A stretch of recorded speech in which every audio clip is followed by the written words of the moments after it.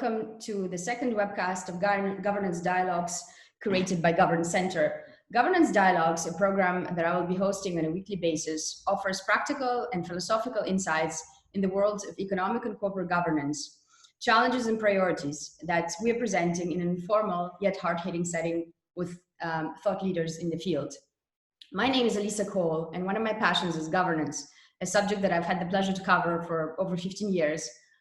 First at the OECD, which is this international standard setter in the field, and currently as the head of Governance Center. And through Governance Dialogues, what we're hoping to do is engage not only with thought leaders, but also with our global audience at a time when the interest in governance is perhaps peaking, but the understanding of how it can actually help corporations and government leaders is perhaps the missing link.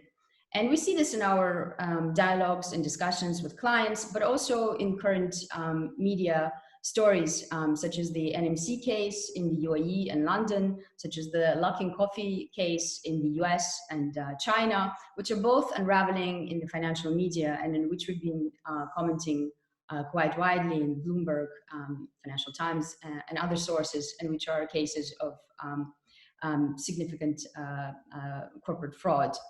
And these cases have serious implications. Fraud, contrary to popular perceptions, does not only affect shareholders and a narrow group of stakeholders, but also casts a much wider net. For example, the NMC story, for those of you who have been following it, in the UAE, it is the largest private medical facilities operator. The unraveling of the company, or the current restructuring of the company, has posed serious risks to the stability of the medical sector at the time when the COVID crisis is calling, obviously, for the availability of healthcare facilities to deal with this crisis.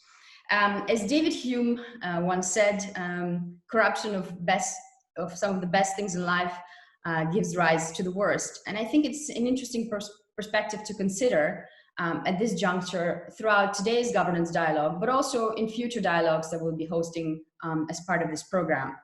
And for those of you who could tune in for the last episode of Governance Dialogues, we had an opportunity to host the chairman of Yes Bank, one of India's largest banks, Sunil Mehta, who's been dealing with a serious governance crisis of his own at this bank, and who shared his thoughts as to how the restructuring of the bank has helped shore up some of the original concerns. And today, I would like to take the next 15 to 20 minutes to focus specifically on this interface between governance and integrity, anti-corruption, and explore it in perhaps a little bit more detail, because I think this is a subject that deserves much more detail at a time when today's thought leaders and business leaders are focused on issues of operational continuity and resilience from the current crisis, which of course is understandable. But operational continuity also rests on sound risk management practices, and that includes the risk of fraud and corruption, which, as we will hear from our expert today, and to borrow from Greek mythology, which I very much like, is rearing its head as a Medusa in Greek theology. And it gives me great pleasure to welcome today an extraordinary expert on integrity and anti-corruption, Hui Chen. Hui, welcome to Governance Dialogues.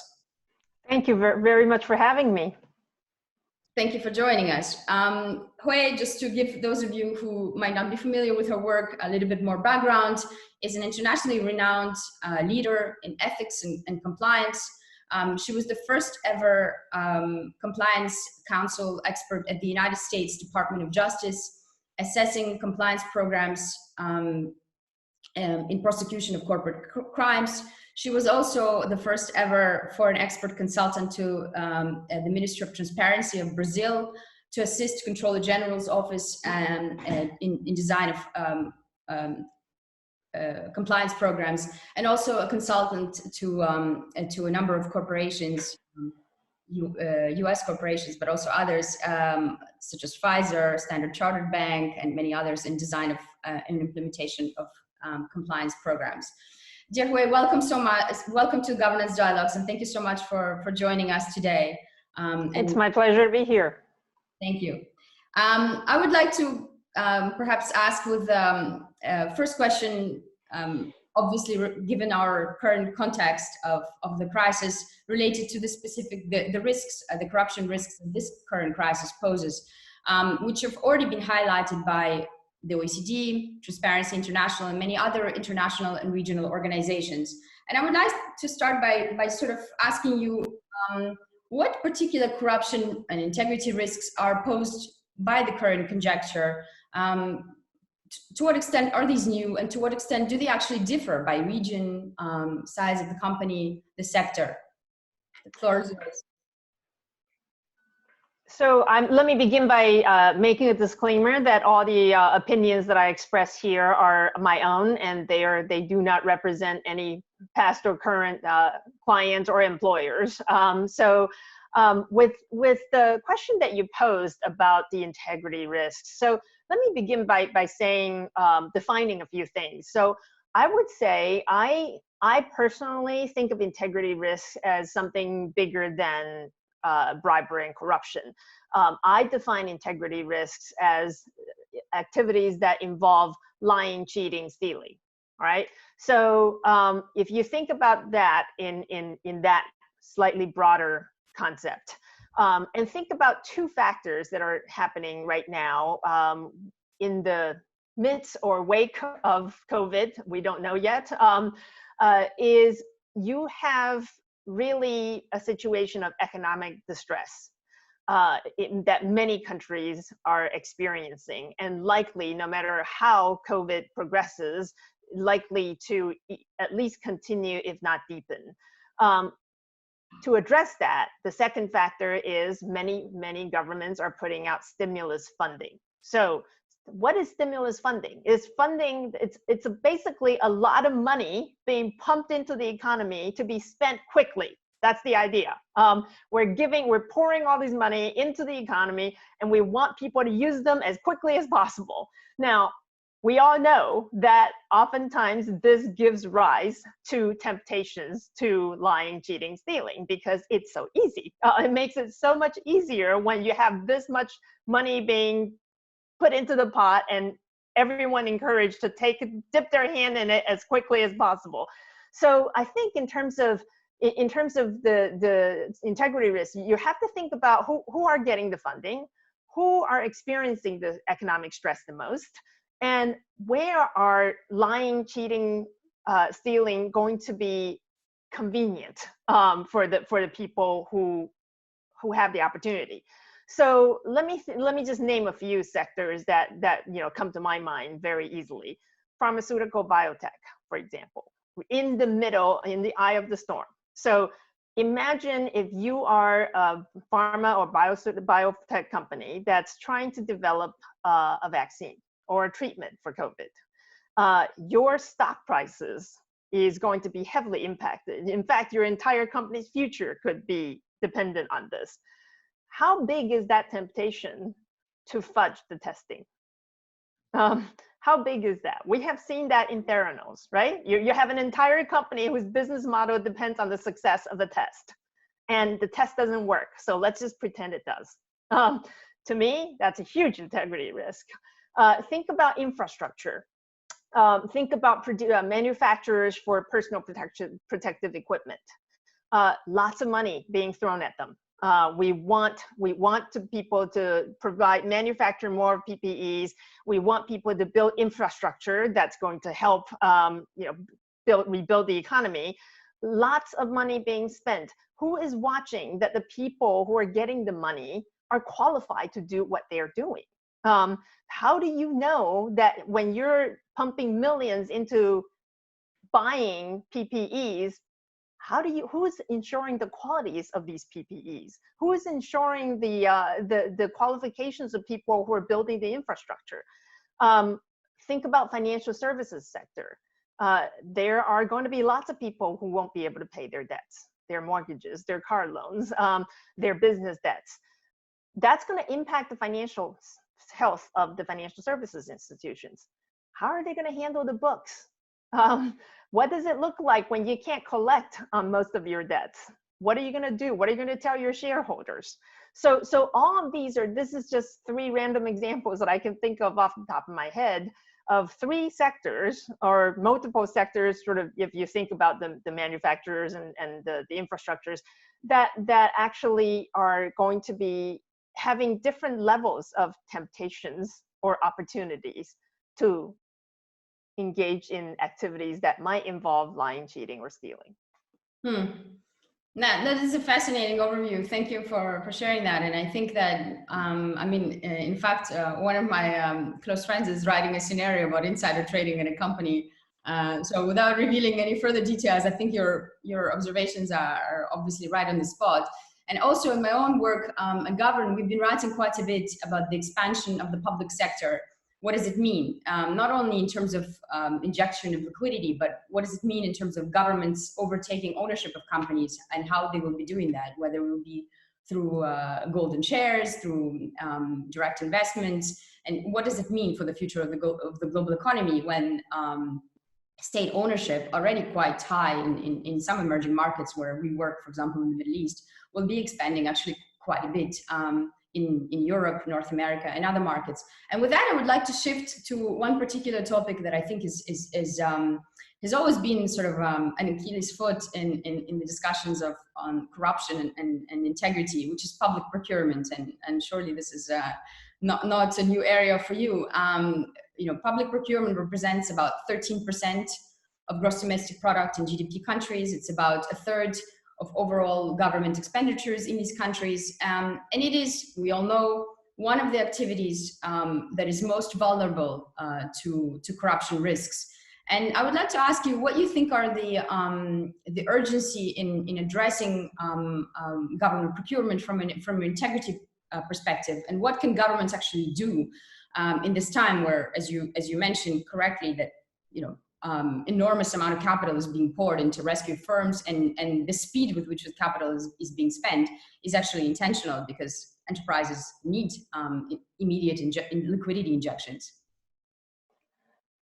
In the current atmosphere, what we've seen is the executive branches of governments needing that stronger than usual executive powers to get a lot of things done, which is in emergency, which is a very understandable emergency power when you do need to shut down a city, when you do need to increase productions of certain things, you need to give certain level of power to government that you normally wouldn't give.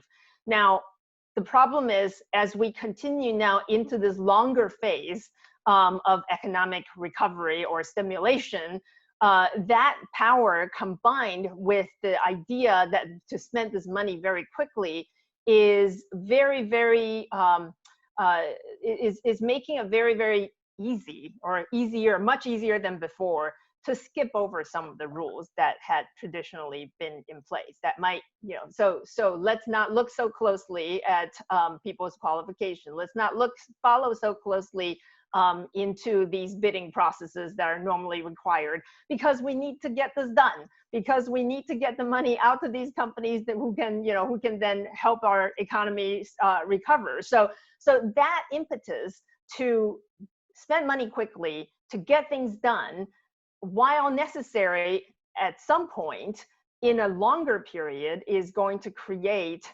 the loosening of controls, or in some cases, complete disregard of controls.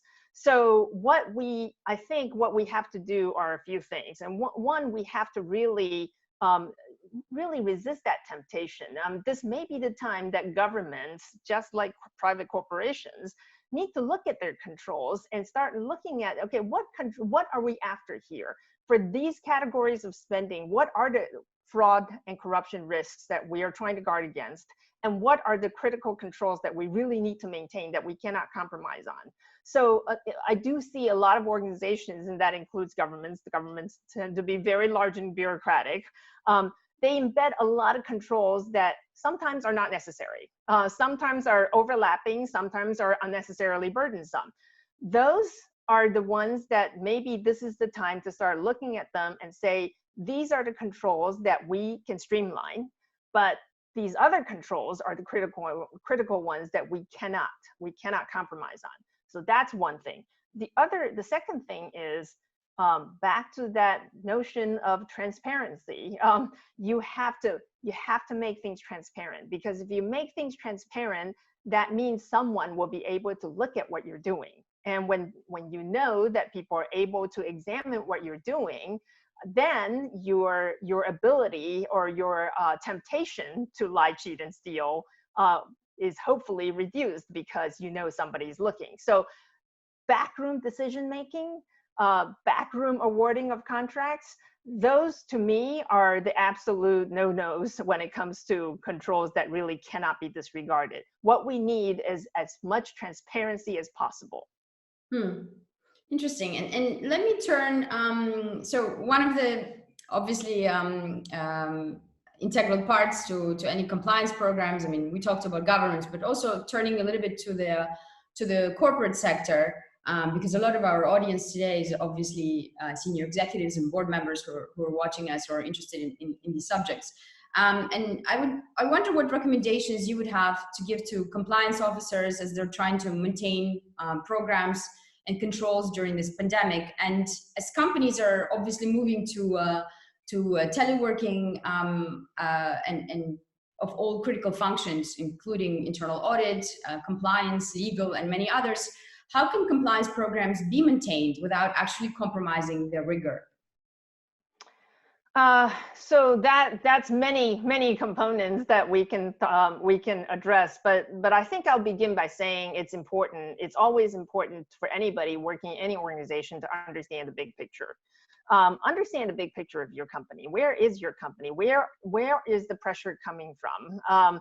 And this is really not the time to be overly aggressive in fighting for your resources and budget, particularly if your company is really financially vulnerable, because you do have to take the big picture in mind. When your department may be taking a hit when it comes to budgets or resources, understand that you're not the only one. Look around you to look at all the people who have lost their jobs, who've been put on furloughs. This is not about compliance when somebody's cutting your resources, because you're not the only one that's being cut. If that's happening to you, understand the big picture. Understand how you can work in this big picture with all the financial vulnerabilities and the pressure that's on everyone in the company and in the economy. And then I think the coming sort of related to that is, in my experience, a lot of compliance people have traditionally, for the past decade or two, been, as I call them, selling insurance. So what I mean by that is, the way they get their resources and budgets and stature in the company is by saying, look, if you invest in my function, when you get in trouble, we can be your get out of jail free card. So where are your insurance policy? It's actually a really bad insurance policy, because you actually can't guarantee a payout. So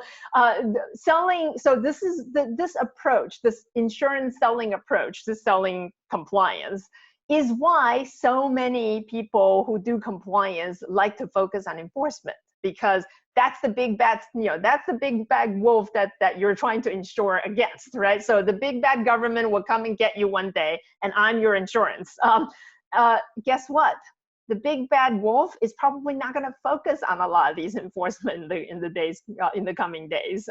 There's probably not going to be as robust an enforcement landscape as we've been seeing in the last couple of decades. So you're probably not going to be able to whip out all of those, look, there's the big settlement with the DOJ, there's the big settlement, with some other governments here to scare your company into investing in your insurance policy. So that's not going to work anymore. That never really worked all that well before, in my opinion, but it's really not going to work going forward. So stop focusing on that. Start focusing on how you can contribute to the company. And how you can contribute to the company, and this also addresses your sort of telework question, is by focusing on data analytics. So everybody who's familiar with my work knows that I'm a big fan of data analytics. I think a big part of compliance is obviously that person-to-person contact. I mean, I think that's really important in any kind of work. But social distancing and remote working these days is making it more difficult. So you're not going to have those coffee cooler conversations that I think are so important in compliance work. But the other piece of compliance work is there. It's always been there and will be even more important, is looking at your data, understanding what kind of data can indicate corruption and other types of integrity risks in your organization. Focus on analyzing those data. Focusing on analyzing those data that are indications also of the financial temptations and financial health of your company. By being the person who can use data to diagnose problems for your organization, you would then really be making a contribution as opposed to selling an insurance policy. No, it's very interesting. I never thought of compliance as through the lens of an insurance policy, but it's a very telling, it's a very telling example, and certainly we need to shift our mindset. I would like to, given the time, perhaps conclude with one last, if I may, a big picture question. We've covered the public sector risk, a little bit of the private sector risks, and there's one question which I think is very interesting, again, from this perspective of nexus between integrity and governance. And that is the question of political spending and disclosure of political spending. And surely you've been following it. In last year's Transparency International Corruption Perception Index, which is perhaps one of the most widely regarded or read reviews on corruption, the chair of TI, Delia Ferreira Rubio, and I quote her, said that governments must urgently address the corrupting role of big money in political spending, parties financing, and the undue influence it exerts on our political systems. And yet we know that in many countries, including the US, but also many others, the disclosure of political donations is not required. And it's not required not as an accident, but actually as a government policy. For example, the former chair of the Securities and Exchange Commission, Mary Jo White, actually once said on record that she's firmly against SEC taking a role in this, because she does not think that the SEC should get involved in issues of politics. And this stance has more or less prevailed with the current chairman. And I wonder what your thoughts are on the role of political spending and what we should know, the public, stakeholders, shareholders, about what companies are doing in terms of in the sphere of political spending. I am very concerned about this topic, and this is one way that people have referred to this is the dark money that's going into politics, that we don't, your average citizen or even citizen oversight organizations, nonprofit organizations, don't have visibility to who is contributing to change the nation's policies and practices. This is a serious problem, and it's what I call corruption on a grand scale. This is essentially ongoing corruption, because essentially, we all know it takes money, a lot of money, to run for political offices, and whether it's a legislative seat or the president of the nation, whatever it is, it's not.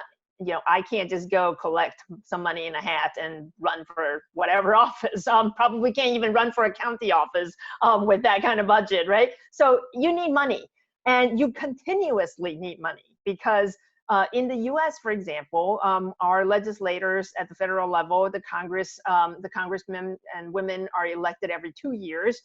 Senators are every 6 years. So especially with a 2-year schedule, you're basically continuously campaigning.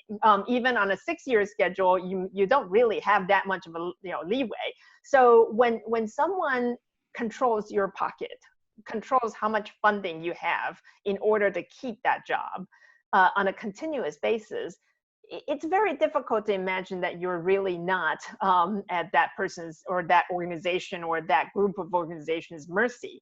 So to bring transparency, and we're back to that point about transparency, to bring transparency into this, is, I think, critical and fundamental to the fight against corruption in the world. And I don't think it gets enough press, unfortunately. And I think it's an issue that we need to raise over and over again. And we need to keep pressing it. It may not be the role of the Security and Exchange Commission to be involved, but it may be the role of all kinds of other legislative and legal framework changes that we need to think about how to ensure that we get that transparency we need. Absolutely. I obviously second your thoughts and your views on that. I think it's an issue of enormous importance. A number of prominent academics, Hui Chen Background, one of them, but also many others have been campaigning specifically for this issue. And I think we'll be following it in future episodes of these dialogues with other leaders. And I'd like to thank you very much for joining today's second webcast of Governance Dialogues. I think your thoughts are extremely insightful, both for policymakers and for corporate leaders. And I would like to thank our audience for tuning in for this episode. We do hope you enjoyed it. The episode will be available gratis on the website of Governance Center and also through our YouTube channel. And we'd like to invite you to engage with the content, to write to us. We can be contacted at inquiries@govern.center, and it would be myself and Hui would be delighted to answer any questions you may have regarding today's episode, or any other commentary that we've been putting out regarding corruption in the NMC and other cases that we spoke about earlier today. In the next episode, we'll be joined by David Beattie, the chair of University of Toronto's Corporate Governance Center and one of the foremost leaders in governance in Canada and indeed internationally. So thank you for tuning in for this episode, and thank you, Hui, for joining us and sharing your thoughts today. Thank you again.